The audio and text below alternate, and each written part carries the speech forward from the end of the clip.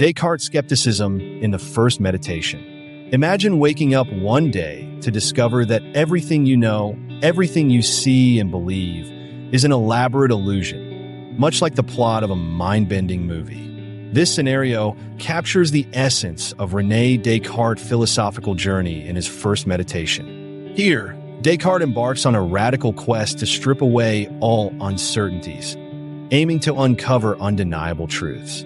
Through his method of radical doubt, Descartes dismantles his former beliefs by diving into three escalating levels of skepticism: the doubt of the senses, the dream argument, and the evil genius hypothesis.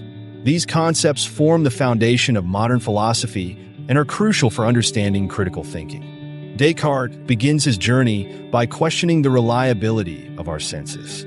At first glance, the world around us appears to be a stable and consistent reality. However, Descartes reminds us that our senses can be deceptive.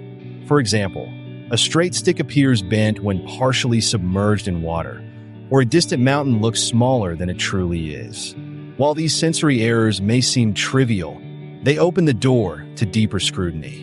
Descartes argues that if our senses can deceive us even in minor ways, how can we be sure that they are entirely reliable? This initial level of doubt is like a crack in the armor of our sensory trustworthiness, inviting us to question everything our senses tell us. Are we truly experiencing the world as it is?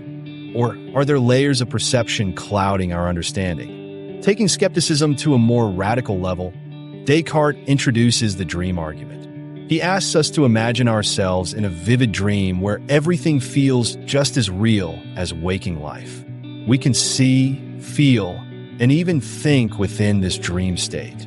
But upon awakening, we realize it was all an illusion. Descartes uses this analogy to cast doubt on the nature of our daily experiences.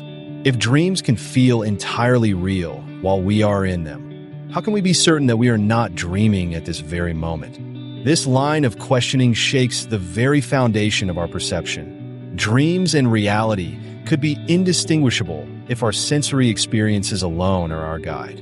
The dream argument urges us to consider the possibility that our current reality might be no more than an intricate dream, blurring the lines between the real and the illusory. Just when it seems doubts couldn't go deeper, Descartes introduces his most extreme form of skepticism: the evil genius hypothesis.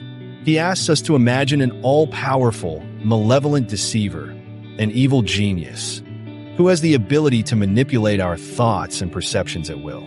This entity could create a completely artificial reality, making us believe in the existence of objects, shapes, sizes, and even the truth of mathematics, all while deceiving us.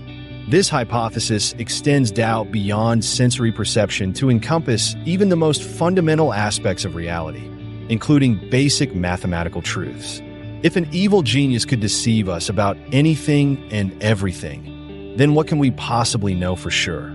This ultimate degree of doubt dismantles the very essence of what we consider knowledge, leaving Descartes and us in a state of profound skepticism. Through these three escalating forms of doubt, Descartes effectively demolishes the certainty of his former beliefs. But why does he go through such an extreme exercise? The purpose of this radical doubt is not to end in skepticism, but to pave the way for rebuilding knowledge on a more secure foundation. Descartes aims to discover if there is anything that can withstand this matrix of doubt, something that can be known with absolute certainty. In subsequent meditations, Descartes attempts to reconstruct his knowledge, starting with the famous declaration, cogito, ergo sum, I think, therefore I am. This statement serves as the first indubitable truth, emerging from the ruins of his radical doubt. By acknowledging his own existence as a thinking being, Descartes establishes a foundation upon which he can build further knowledge. While Descartes meditations may seem abstract or extreme, they offer valuable lessons for modern thinkers. Critical thinking and skepticism are essential tools for navigating today's world of misinformation, fake news, and rapid technological advancements. By questioning the reliability of our senses, considering alternative realities, and contemplating the possibility of deception, we can cultivate a more discerning and reflective approach to knowledge. Descartes' method encourages us not to take everything at face value.